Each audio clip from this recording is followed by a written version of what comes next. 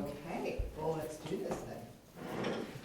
Okay, good morning. Today is Wednesday, October 19th, 2022, and we'd like to welcome everyone to the board meeting. We'll call this meeting to order at 9 o'clock. You can join today's board meeting via phone. Dial 971-254-3149. Conference ID 736-023-979#. Audio capabilities are listen only and are offered as a best effort for the public. Our meeting is also live streamed, and you can join us by going online to tctvonline.com and click on live broadcast. Before we get started, I'd like to remind everyone to mute their phone. You can do this by pressing *6. Please unmute your phone when your agenda item is ready to be discussed. For those joining via computer, please unmute your microphone and turn on your camera when your agenda item is called. All others must remain muted with their cameras turned off. Thank you. Public comment. Those intending to provide public comment to the board may attend in person or email submissions to publiccomments@co.tillamook.or.us. Public comments received by 12 p.m. on Tuesday will be distributed to the board, posted online before the meeting, and become part of the public record. You may also provide public comment virtually by registering ahead of time. To register, please email publiccomments@co.tillamook.or.us by 12 p.m. on the Tuesday prior to the meeting. Public comments can also be mailed to the Board of Commissioners office, 201 Laurel Avenue, Tillamook, Oregon 97141. For more information on public comment options, please visit the Board of Commissioners webpage. All right, do we have anyone in the room signed up, or has anyone registered online for public comment? No, we do not. Okay, no public comment, perfect. Okay, well, we will go ahead and call this, we've already called this meeting to order. Welcoming our guests, we do have some folks in the room. Please make sure you've signed the guest list if you're in the room with us today. I will be chairing the meeting today as Commissioner Yamamoto is remote. With that, we'll get started with the Pledge of Allegiance. Commissioner Bell, would you please lead us? Pledge allegiance to the flag of the United States of America and to the republic for which it stands, one nation, under God, indivisible, with liberty and justice for all. Thank you. Okay, so we have established that we do not have public comment today. We do have one unscheduled agenda item that we will take in our legislative, at the top of our legislative agenda, which is where we will begin. So our unscheduled agenda item today is discussion and consideration of a request for approval of the allocation of startup funds for Oregon Health Authority Mobile Crisis Services expansion by a CFAA amendment. And we have Frank Hanna Williams, Director of Tillamook Family Counseling Center, here with us today. Good morning, Frank. Good morning. Good morning, Commissioners, and Frank Hanna Williams, Director, Tillamook Family Counseling Center. Thank you for squeezing this in. I'll put it that way. The Oregon Health Authority is distributing funds for mobile crisis services that are appropriated under House Bill 2417 to community mental health programs for the program year of 2022 via the amendment in the behavioral health role. It's mental health services 37. And as a result, we have already submitted a plan to OHA, and that has a timeline on it. But one of the things that this process allows is it allows for some startup funds for the initiative that actually can be drawn down during 2022. Okay. The leftover amount would be carried over to the next calendar year, 2023, and then there'd be a reconciliation between the startup and what you would receive in another format for the next year. So what this, all this is happening fairly quickly, and so what this does, this allows us to be able to, number one, designate the amount of startup funds which would be needed And then we would then make a decision as to whether or not we would need to draw down for the next few months, or whether that amount would be added to the crisis allocation for next year. So, a lot of words to say that this allows this process to occur, and I probably would have done this a little bit earlier. What I did overlook is that it requires the county or the direct contractor signature. There may be other things that come from OHA which don't require that, but this one does. And Okay. so that was my reason for getting it in here when I am bringing it. So, what I am doing is requesting your approval for that process. Thank you, Frank. Is this an expansion of our current crisis response teams? Because we have one crisis response team currently, is that correct? And is this to add a second one or to enlarge? I mean, tell me a little bit more. I think that on the drawing board, this would be for a level of expansion. However, with challenges related to staffing these days, I think that all counties are kind of challenged to be able to figure out what exactly is needed. But I think that the expectation would be that number one, that there are some enhancements. Number two, that there are some policies and procedures around those enhancements, and with those enhancements comes the likelihood that there would be some additional reimbursement for crisis services. However, without the enhancements and the procedures, you don't fall into the category of being able to get the additional reimbursement. So yes, in response to that, there's some expectations about response, some expectations about the team that actually does do the response. I think that's going to be a little bit different in some communities which are a bit more heavily populated than in rural communities. I think the idea is to be able to use the money to put us in a position to be able to respond in a more comprehensive manner. Some of the response teams will have peers be a part of the response. So, anyway.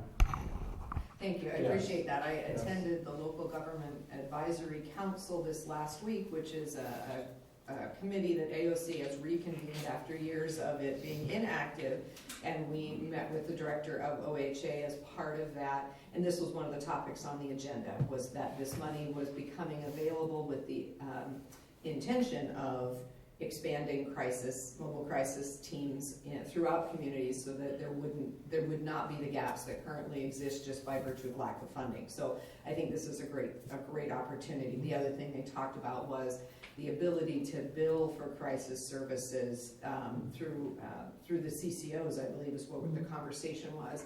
And just, I think the enhancements that you're talking about are that piece that gets it to the place where it can consistently be billed through the CCOs so that this money, from the state in this format may not be needed long term if the system can get to where it is a billable medical service, which is an amazing idea, right? That it could be actually a billable service because it is in fact a much needed medical response. Behavioral health is medical, and we should be responding to it and billing it the way we do other medical services. So, You have a very good understanding of the process and that, and it really is about getting to that additional level of reimbursement and to have that be as comprehensive as possible. So it's this is a medical service and it needs to be reimbursed as a medical service. yeah, thank you. Yeah. Appreciate that. Commissioner Dell, do you have questions, comments? I don't have any questions. I just want to say that I have heard a number of really positive stories about mobile crisis response in our community and how valuable it is and how helpful it is and how our partners rely upon it. And so I'm grateful that we have the service and certainly supportive of funding it. Thank you, Commissioner. Perfect. And I did have to notice that the letter from Oregon Health Authority that was provided was dated October 18th, and you had a deliverable in it for October 15th. So I think the fact that you are here as an unscheduled probably has as much to do with OHA as it has to do with anything. So we appreciate your work to get it to us in a timely fashion, because it doesn't look like they did the same for you. Well, the plan and the timeline was submitted on time. Yes. It's this part that didn't, Yeah. that was a bit fuzzy, so, anyway. Commissioner, Thank you. yes, Commissioner Yamamoto, did you have questions or comments? I do have a question. I'm a little confused. So, this funding will be made available yet for this calendar year. Any unutilized funds will be allowed to move into the next calendar year, 2023. Does that mean the amount of money that is unspent this calendar year would reduce an allocation for calendar year 2023? No. It would be added to. It would be added to, it would be added to, and I would designate, as a matter of fact, on this form, I'm designating that the money would actually start January 1st. So the startup funds would include that amount, and that would be, it would be moved to another service element. So it would come to us in another way, except, it would come to us in another format. Okay, and Frank, I appreciate you staying on top of all this stuff, bringing this to us when we need to look at it. These types of crisis services are extremely important, something that we really lack in Tillamook County, but I really do appreciate all of your hard work on this. Thank you. Thank you. I think we're ready for a motion. Madam Chair, I move approval of a request for approval of the allocation of startup funds for Oregon Health Authority Mobile Crisis Services expansion via CFAA amendment. And now a second. I have a motion and a second. Is there any further discussion? Hearing none, I will call for the vote. All of those in favor, please signify by saying aye. Aye. Aye. Aye. Motion carries. Thank you, Thank you Frank. very much. Appreciate your time. Okay, moving on to item number 5 on the agenda. Discussion and consideration of a personnel requisition for a new regular full-time public health program representative, Tobacco Prevention Education Program, TPEP. Marlene Putman, Administrator, Health and Human Services. Good morning, Marlene. Good morning, Commissioners. Yes, so you have seen the TPEP, or TPAP, a long phrase, stands for Tobacco Prevention Education Program. We receive funding for prevention, awareness, education, and support for local tobacco sales vendors from funding from the Oregon Health Authority. This particular funding relates to new resources that are coming for what's known as public health modernization. You've heard that a few times now. Parts of the community response and public health modernization includes communication, education and outreach, engagement of hard-to-reach populations, and typically folks who might be disenfranchised or disproportionately impacted by health disparities. And this position in particular relates to the prevention, education, and awareness relating to tobacco prevention. So we have new funds, and we have decided in our budget to use those new funds to cover a position which is a public health program representative in our public health services division within the department. So we're seeking your approval to proceed to try to fill this position with the new funds we've received for public health modernization around tobacco prevention, education, and awareness. Thank you, Marlene. Commissioner Yamamoto, do you have questions or comments? No questions, but Maureen, again, thanks so much for what you do. Tobacco cessation efforts are extremely important. I mean, it's a health crisis, it really is. People that continue to use tobacco products, they're not doing themselves any favors. So again, I appreciate your work on this, I really do. Thank you. Commissioner Bell. As do I. Appreciate your work on this, and I think it's interesting to observe the statistics about tobacco use in Tillamook County, how many people are smoking tobacco and how many people are chewing tobacco, and I think the real hope for us is education and prevention. And also I think taxation helps because, a lot of people are just not willing or able to spend the exorbitant price for cigarettes now, and so I think that's maybe helpful in the long run. Thank you. Yeah, it is. Yeah, so I heard some interesting information on one of my Association of Oregon Counties calls, and they were talking about how during the pandemic, they had not gone out for the tobacco enforcement. They had not gone out and taken minors and had them try to buy tobacco. That's something they typically do every year as part of their enforcement, and during COVID they hadn't done that. And so they are just sort of instituting and getting that work going again. And it was just the number of places that sold tobaccos to minors had just skyrocketed. Without the enforcement on the ground, there was just a huge increase. So I thought that was interesting. It was similar for both alcohol and tobacco.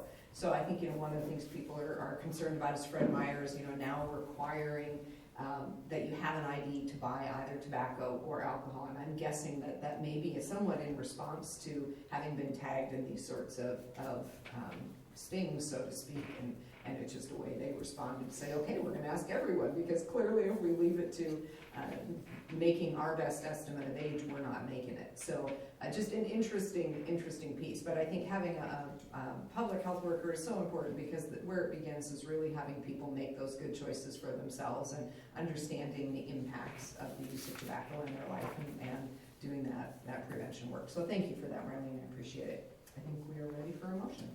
Madam Chair, I move approval of a personnel requisition for a new regular full-time public health program representative, tobacco prevention education program. And I would second. We have a motion and a second. Do we have any further discussion? Hearing none, I will call for the vote. All of those in favor, please signify by saying aye. Aye. Aye. Aye. Motion carries.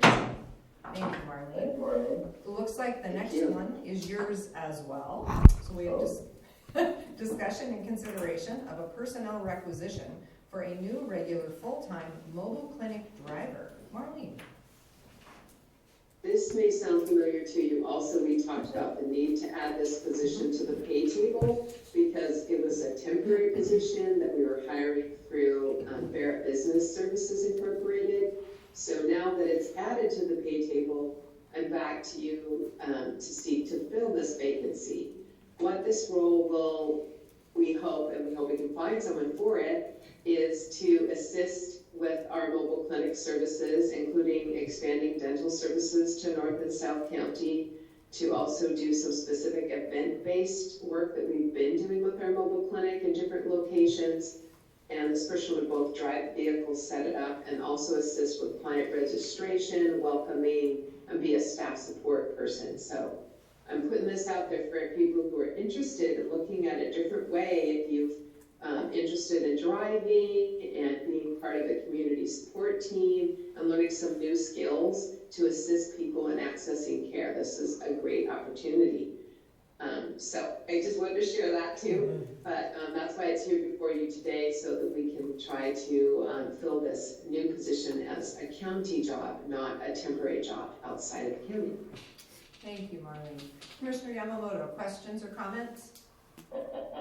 No, we've gone through this before. The old adage, I'm from the government, I'm here to help. You just need to keep bringing it back to us, and we'll get it right. I think everything's in line. I just hope we can find an appropriate person to fill the position, Marlene. Thank you. Thank you. Commissioner Bell. No, I don't have any questions. I'm so glad that we have the mobile clinic services, and I hope somebody wants to drive the mobile clinic.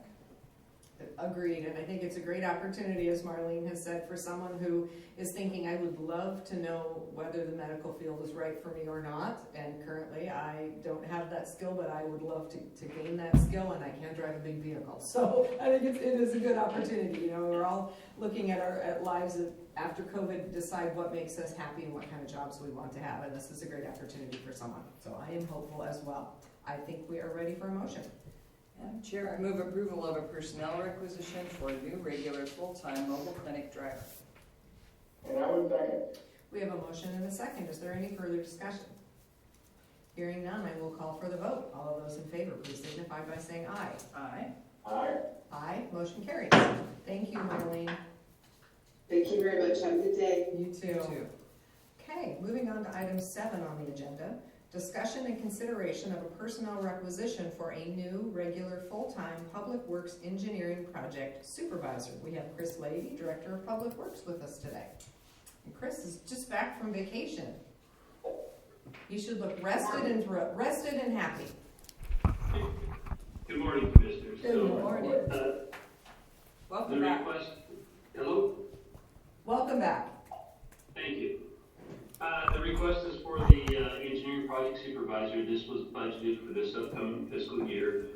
This is a position that has previously existed in the Public Works Department, although has not been in, we have not filled that position, or we have left that position vacant for approximately over a decade. Most of it had to do with funding. The funding revenue has improved over time, thanks to the TOT funds. The other thing that is happening with this is we are continuing to see more and more funds and opportunities for funds to exist. Recently, we were awarded a $2.5 million NOAA community grant. That was specific to culvert projects or culvert to bridge projects related to the San Francisco Highway. ODOT has awarded us approximately $5 million, not contracted yet, to replace 2 bridges. We've been awarded those funds. It has not gone through contract yet. Federal Highway has released notice of funding opportunity for additional funds for culvert. These are primarily fish passage. Grants due in February, applications for those grant money, which Tillamook County, with all of our salmon and a lot of fish passage problems, will probably receive additional money. The county continues to, we're seeing growth as DCD sees a growth in the number of applications, so too does the road department. We've processed 99 different permits associated with either new road approaches or utility cuts. So any work done within the right of way needs to go through the road department for permitting. One of the things that's also occurring over the Public Works Department, we have pretty much the entire maintenance staff has been here for less than 5 years in my tenure. The next wave of retirement is the senior leadership. We've already lost our administrative specialist. So we're seeing new people come in, and as new people come in, it takes some of my time to train. The reality is I just don't have that time to train when we deal with other issues that pop up, such as human resources or legal issues. So we do have on the engineering staff people that are underutilized and people that are overutilized.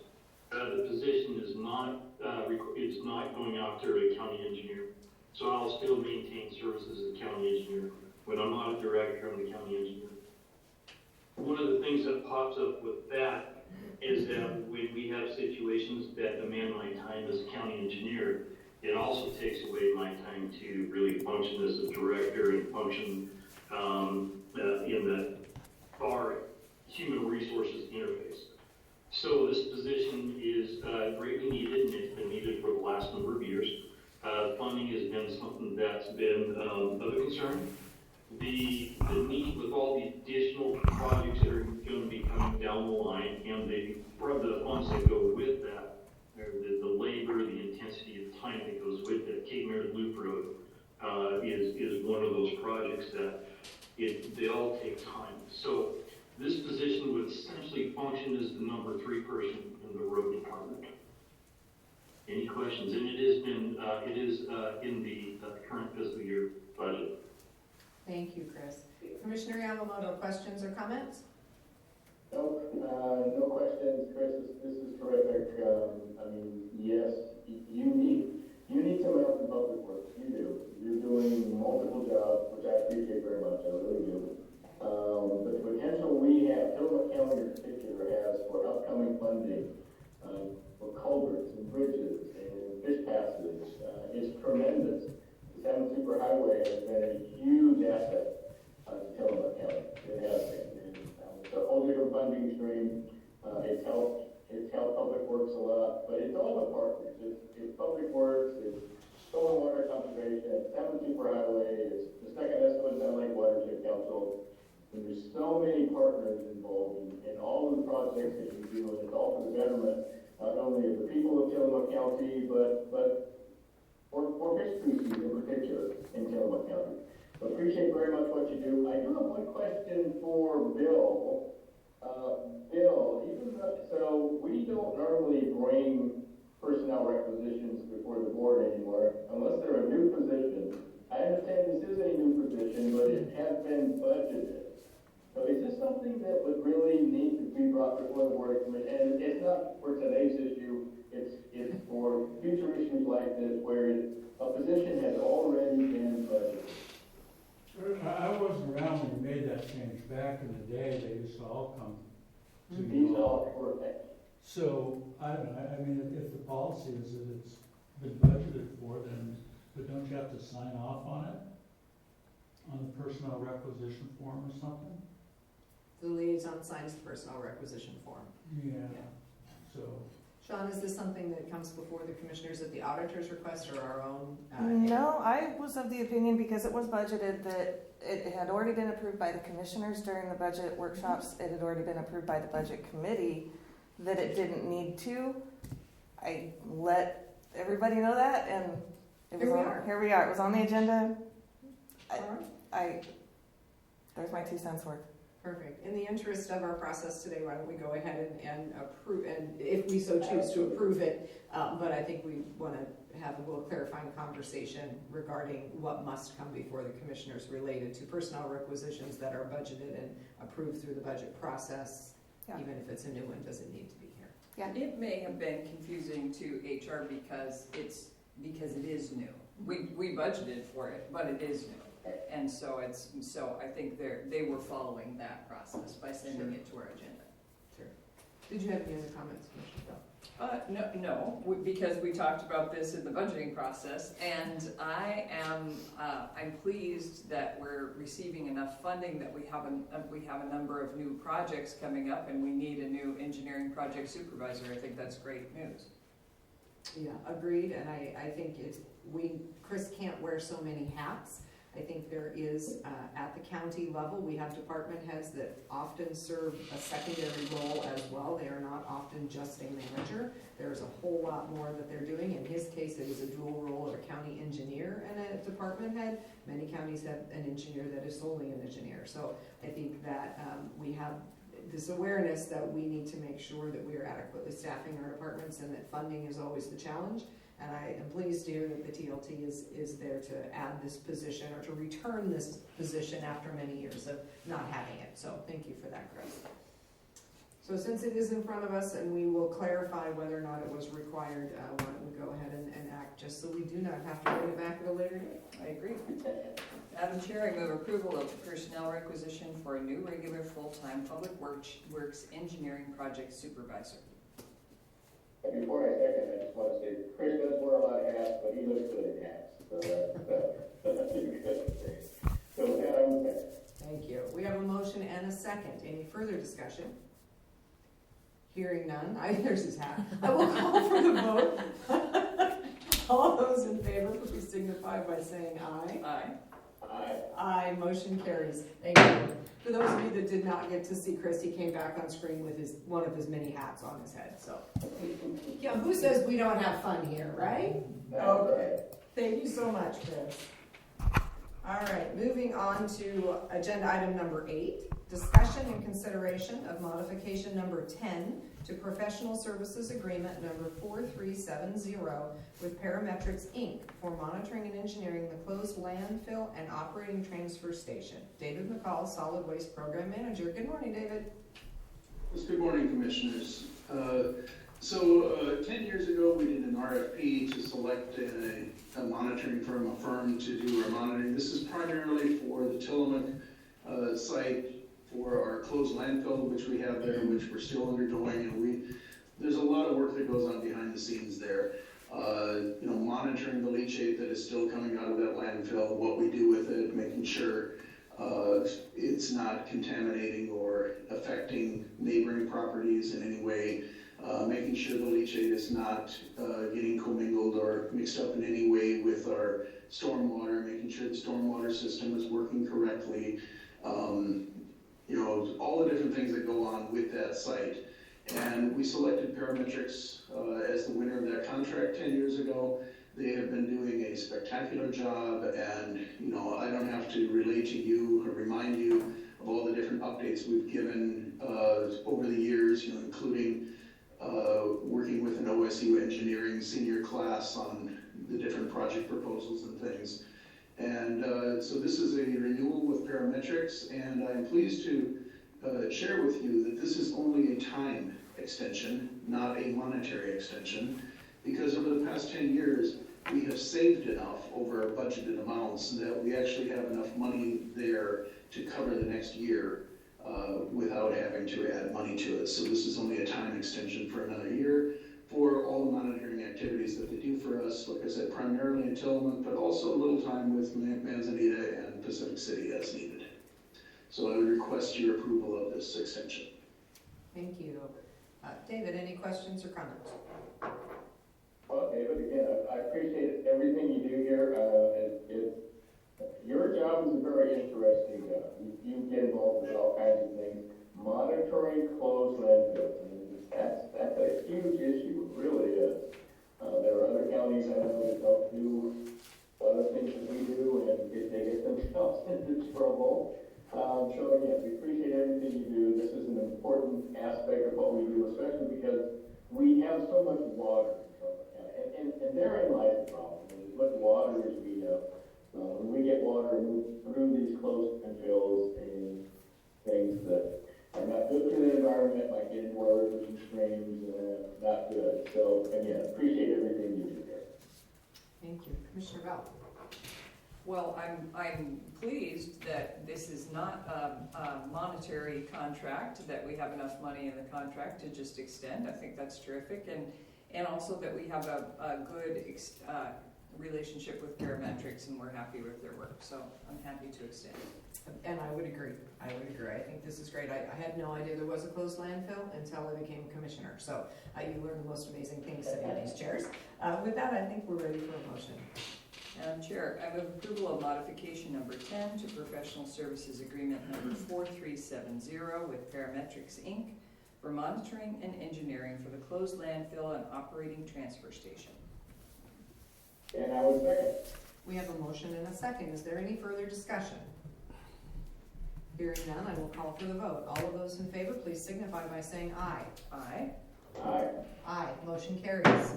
Thank you. All right, David, McCall, it looks like you have the next one as well. Discussion and consideration of a professional services agreement with Bertel Architecture, Inc. for Pacific City Transfer Station Structural Engineering Services.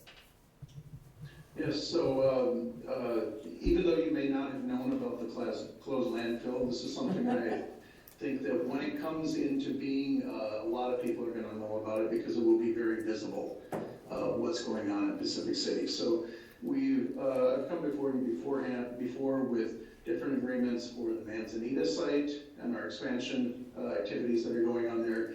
With the Pacific City site, you have already approved an engineering contract, which includes the geotech work that goes on there.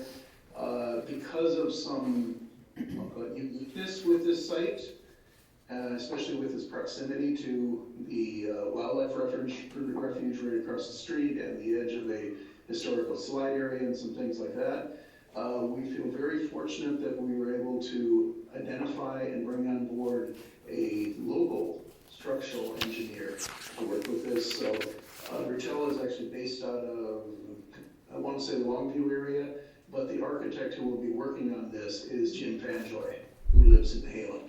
So he's local, understands our circumstances much better, and we're pleased to have him coming on board to do the structural engineering for this project. So that we can not only get it right, but be really proud of the end product when we've got it right and everybody sees it. Excellent, thank you. Commissioner Yamamoto, questions or comments? Well, David, again, I appreciate you especially looking for locals to help help us with these types of projects, that's terrific. And well, you mentioned something that I don't believe I've heard before.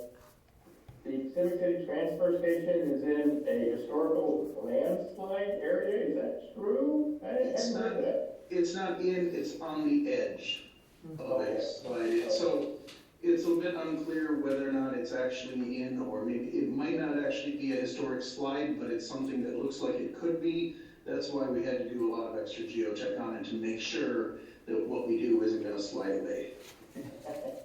That would not be Good good, goal. I agree. Yeah. You know, none of us are old enough to remember how the soil's actually compacted and may have slid, you know, a few thousand or, you know, several thousand years ago. So that's why we need those geotech people to figure out how we make our foundation good. Well, I don't know, what, you've got me and then you've got Bill sitting in the room there, you know, we go back a few years. Thank you, Commissioner Yamamoto. I appreciate the services of our Esquire Sergeant very much and his memory. I do, Commissioner Scar, remember the old landfill, and going up there and backing the pickup up and dumping the garbage, and there would be fires going, and then when they get it down to whatever it was down to, they'd push it over the edge of the canyon there, and that was the end of it, so, anyway, that's, Welcome to my I world. do remember that vividly. Solid waste management has moved forward quite a bit over time, so that we are no longer burning and burying just absolutely everything, so. Commissioner Bell, did you have comments? I remember when the Tillamook transfer station had 1 million seagulls. Oh my gosh, 1 million seagulls. And for a while there was a raptor program there to chase off the seagulls. It was pretty dramatic. My comment, David, is that I am fascinated by the GIS maps that are available to us in the county, and I bet that you've accessed them, but I've sat over there in your office with Chris Lady and looked at the historic landslide mapping, and it is very interesting. So, and I'm glad that you can get Jim Fanjoy to work on this project. I think that's terrific. Yeah, I agree. I have had the opportunity to work with Jim Fanjai on a couple of different projects in the county, and we're just very, very lucky to have him as a local resident. So I'm pleased that he's able to do this work, and I'm glad that we are doing all the extra engineering, because Tillamook County is a unique and interesting place to build anything. So, all right, I think we're ready for a motion. Madam Chair, I move approval of a professional services agreement with Bertel Architecture, Inc. for the Pacific City Transfer Station Structural Engineering Services. And I would second. We have a motion and a second. Is there any further discussion? Hearing none, I will call for the vote. All of those in favor, please signify by saying aye. Aye. Aye. Aye, motion carries. All right, thank you, David. Thank you, Commissioners. Okay, we'll move on to item number 10. Discussion and consideration of a United States Geological Joint Funding Agreement, number 23YFJFA021, with the United States Department of the Interior for Water Resources Investigations. Randy Thorpe, Director of Emergency Management. Good morning, Commissioners. Good morning. Simply put, this is an agreement that the county enters into with the U.S. Geological Survey people, and it's in regards to the 5 river gauges that we rely on for our forecasting and to monitor levels of flooding in our rivers here in Tillamook County. And so it's kind of a joint effort on that, because we put in roughly about 29,000.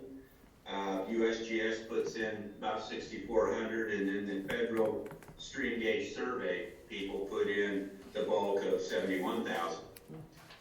What's really nice is that the Tillamook Bay Flood Improvement District does give to the county $4,000 every year to put into the budget to help defray the cost of monitoring these river gauges. So I think, I really do appreciate the work that they do to help alleviate some of the costs that we have in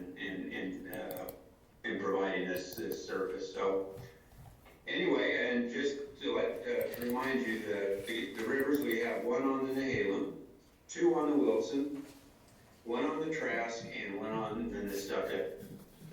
And I think the Weather Service is guaranteed that we'll stay at least a foot below flood level all year long. So Wait, I've got that in the agreement too on the back page, that that's part of the deal here, is that we keep the flood stage a little low. So, do you have any questions? Thank you, Randy. Commissioner Yamamoto, questions or comments? Well, I don't see why we have to put that little piece in all of our contracts with U.S. Weather Service.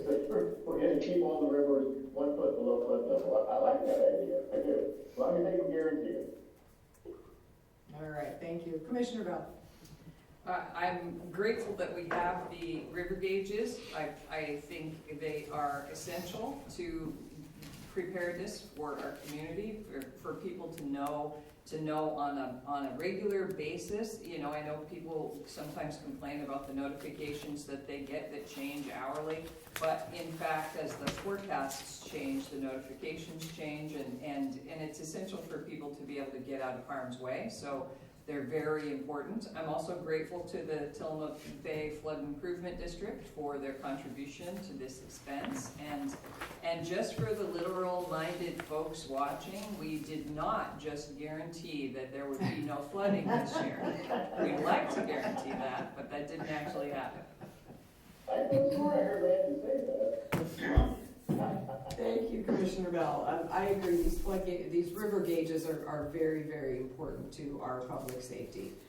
We do have floods regularly here, and these gauges, I know that in my family, we watch them very carefully because we often are on one side of a river and we know we need to get to the other within the day. So it's just really an important tool, and I am pleased that the county is part of it, and I also agree that the Tillamook Flood Improvement District partnership is really a crucial one for us. So I think we're ready for a motion. Madam Chair, I move approval of the United States Geological Joint Funding Agreement number 23YFJFA021 with the United States Department of the Interior for water resources investigations. And I would second. We have a motion and a second. Do we have any further discussion? Hearing none, I will call for the vote. All of those in favor, please signify by saying aye. Aye. Aye. Aye, motion carries. All right. Thank you, Thank Randy. you, Thank you, Randy. commissioners, and have a great rest of your day. You Do the too. same. Okay. Okay, we will move on to item 11. Discussion and consideration to adopt a revised AFSCME union pay table effective 10/19/2022. And we have in the room with us today Sean Blanchard, our treasurer. Good morning, Commissioners. As you heard Marlene Putman, Health Director, speak earlier, previously the mobile clinic driver was on the part-time pay table, and this is moving this to a full-time AFSCME position, and so this is adopting the mobile clinic driver in range 11 on the AFSCME pay table. Okay, thank you. Commissioner Yamamoto, questions or comments? Nope, I think this is great, something we need to do. Thank you. Commissioner Bell? No, thanks, I appreciate it. Okay, it's a formality, so we're ready for a motion. Madam Chair, I move to adopt a revised AFSCME union pay table effective 10/19/2022. And I will second. We have a motion and a second. Any further discussion? Hearing none, I will call for the vote. All of those in favor, please signify by saying aye. Aye. Aye. Aye, motion carries. Thank you. Thank you, Sean. Okay, item number 12, discussion and consideration of the Association of Oregon Counties Conference Product Tasting Donation Request Letters to Tillamook County Creamery Association, Werner Meats, Pelican Brewery, Blue Heron, Jacobson Salt, and North Fork 50. We have Isabel Gilbert with us today, our executive assistant. Good morning, Isabel. Good morning, Commissioners. For the record, Isabel Gilda, Executive Assistant Board of Commissioners Office. Each year, Tillamook County and Board of Commissioners attend the Association of Oregon Counties Conference in Eugene. The conference is a week long, and on the last evening of the conference, there's a special event called Taste of Oregon. This is an event where the participating counties attending the conference is invited to contribute samples of quality products that are made locally in their county. The annual event is an opportunity for Tillamook County to showcase and promote local businesses in the county and the great products that are made here. This year, we're reaching out again to Pelican Brewery, Werner Gourmet Meats, Tillamook County Creamery, the Blue Heron, and they've all been incredibly generous in their donations in the past. And this year, we're also inviting Jacobson Salt Company and then Hill-based Herbal Tea Company, North Fork 53. I think that's their official name. So before you for your consideration and signature this morning are the annual donation request letters from the Board of Commissioners for the Pelican Brewery, Werner Gourmet Meats, Tillamook County Creamery Association, the Blue Heron, Jacobson Salt Company, and North Fork 53, which I will be mailing these letters to all of them today. Perfect, thank you, Isabel. Commissioner Yamamoto, questions or comments? No, Isabel, but thank you so much for doing this. I mean, this is one of the best events at the AOC annual conference in Eugene every year. It's a fun event. We get to showcase some really great products that come out of Tillamook County. But this just doesn't happen by itself. And I just have to say that Isabel and Debbie and Rachel just do a terrific job on all this stuff. And I, for one, am so appreciative of this. Thank you. Commissioner Bell?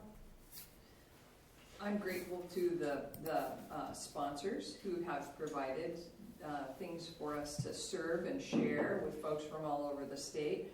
I know that, as Commissioner Yamamoto said, it's a beloved event. People really enjoy it, and different counties set up different tables showcasing their wonderful things. And but also I hope that it's a good marketing opportunity for our local producers, and because people from all over the state get exposed to local items that they might then want to order and purchase.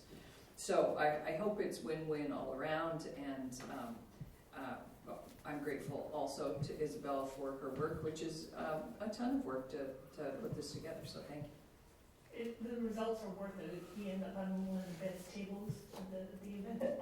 Yeah. And we're not biased at all. We No, just absolutely. know we have No, one of the best tables. It's just true. It's Yes. just true. It's just a Oh, I had fact. the cheese and the beer.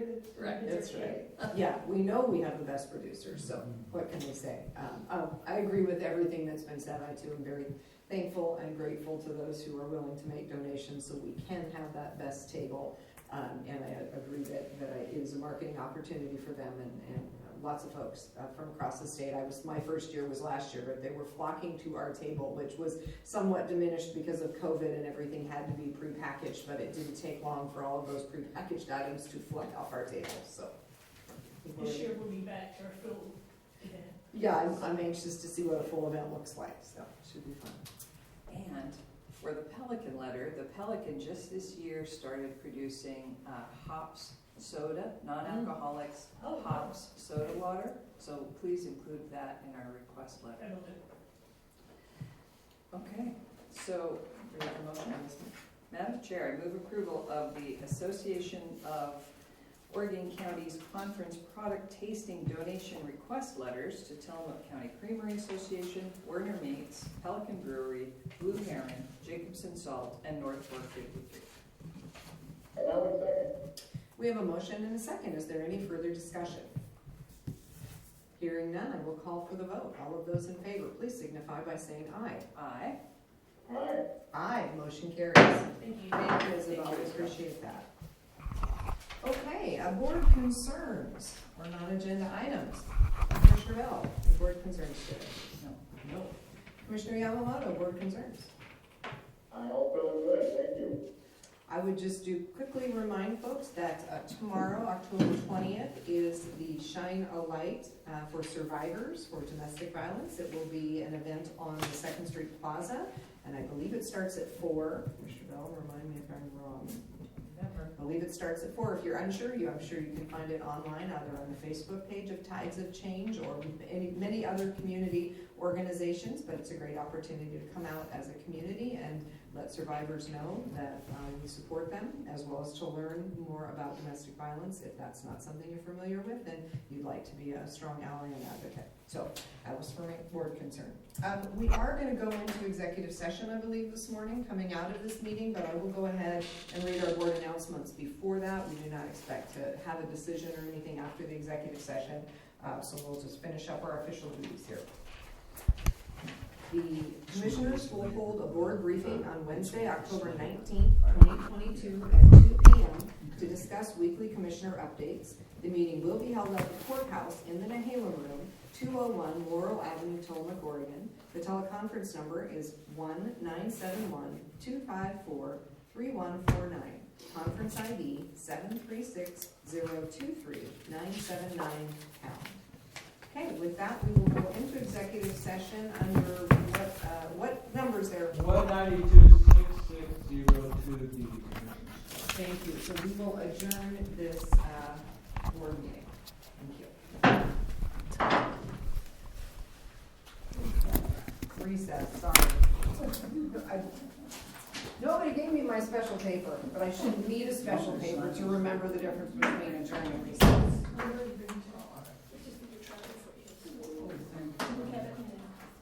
I can't have lunch today because I have the